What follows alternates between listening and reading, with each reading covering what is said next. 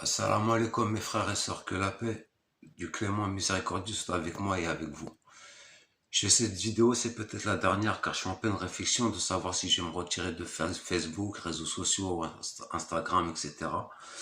Parce que j'étais très choqué ce matin, je le suis encore, à un point que j'ai craqué. Ça fait 8 mois que j'ai arrêté de fumer la cigarette, j'ai pété un plomb, j'étais voir un collègue, un voisin, je lui ai taxé du tabac et je me suis remis à fumer aujourd'hui alors que ça fait 3 ans que je suis abstinent du bédo.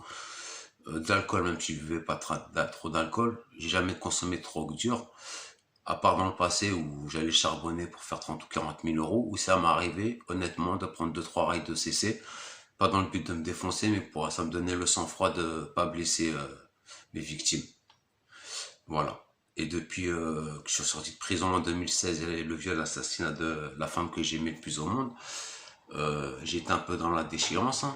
Je ne cache pas, je prenais beaucoup de médicaments, des antidépresseurs. À un moment, j'ai devenu une autre humaine. Alhamdulillah, grâce à Dieu, ça a duré que 5 mois. Je me suis ressaisi, maintenant tout va bien. Et chaque matin, je me lève très tôt. Parfois, ça m'arrive de faire la salade fâche. Des fois, je la fais pas. Je suis honnête, hein. J'essaie d'avancer je vais pas dire à mon rythme, selon comment je me sens dans ma tête. Mais tous les matins, j'écoute des prêches d'imams savants comme Eric Nounours, un Français reconverti musulman qui a étudié à l'université de Médine, la vie du prophète Mohammed, bénédiction sur sa famille. Et l'imam et savant Rachid El-Djel, je crois qu'il est de Belgique. J'espère pouvoir avoir leur adresse pour leur écrire quand je passerai au tribunal le 16 octobre, qu'on m'affligera une peine entre 2 et 5 ans de prison. Le délit, je l'ai déjà dit, bon, je vais pas me répéter. Mais ce qui m'a choqué, c'est ce matin, à 8h moins quart, j'entends un bip sur mon téléphone, alors que j'écoutais le prêche d'Eric Nounours sur l'éducation, qu'il fallait éduquer son âme, la droiture, comment se rapprocher de Dieu, que c'était un combat de toute une vie, notamment de ne pas succomber à ses pulsions, à ses désirs, même sexuels ou autres, qui nous mènent à faire des grands péchés interdits et qui peuvent nous conduire à l'enfer. Donc j'entends ce bip et je vois que c'est Facebook, des invitations. Moi, je suis pas sur Facebook pour connaître des meufs, hein. Moi, je suis à l'ancienne, je préfère rencontrer une meuf. Surtout que maintenant, mon souhait, c'est de rencontrer une sœur musulmane, brune, parce que c'est mon goût, avec un beau foulard, femme d'honneur, croyante, sincère dans la religion, afin de m'accompagner dans le reste de vie qui nous reste dans ce bas monde, et d'attendrir mon cœur et mes tourments. Et de me faire redécouvrir ce qu'est le vrai amour, avec le respect et l'honneur.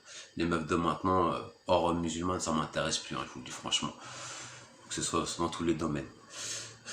Donc je reçois ce bip et je vois invitation.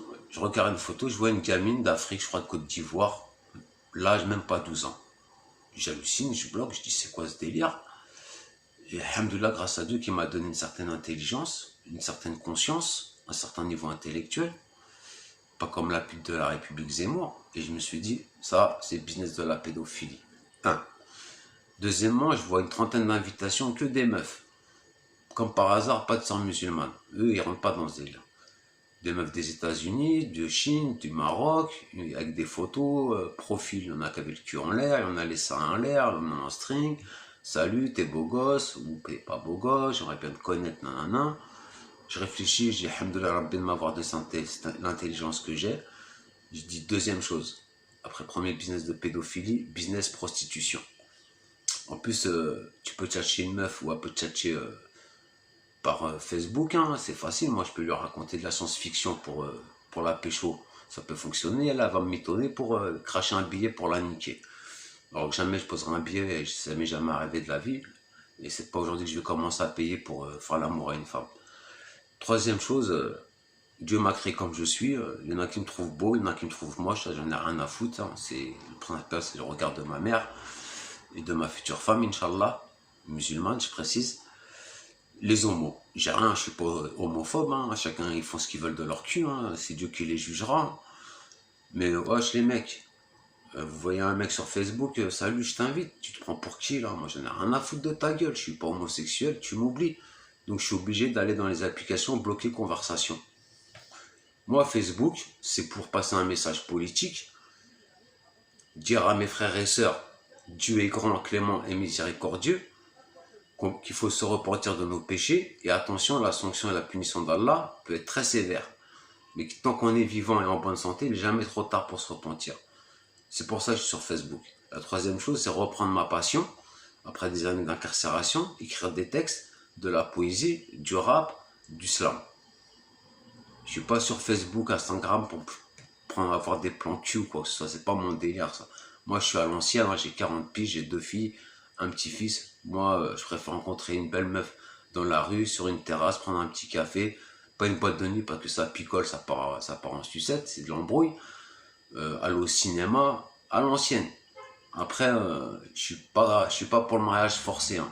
La parole de Dieu apportée par l'ange Gabriel à notre prophète Mohammed, sa famille, dans le Saint-Coran, marier sa fille de force, c'est interdit. Une femme a le droit de choisir son époux. Parce que pour moi, une femme qu'on marie de force, bah, quand son mari lui fera l'amour la première fois, c'est un viol, tout simplement. Alhamdoulilah, ma mère n'est pas passée par là. Après, je ne vais pas vous raconter la vie de ma famille. Donc, je réfléchis à me retirer de Facebook ou de rester des réseaux sociaux, mais je pèse le pour et le contre.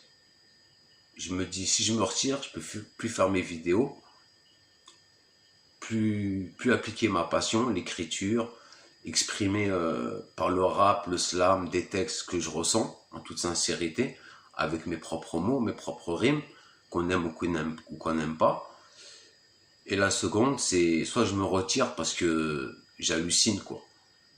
Moi, je suis pas pour la pédophilie, ni la prostitution, ni les homos. Voilà mes frères, c'était le message que je voulais passer.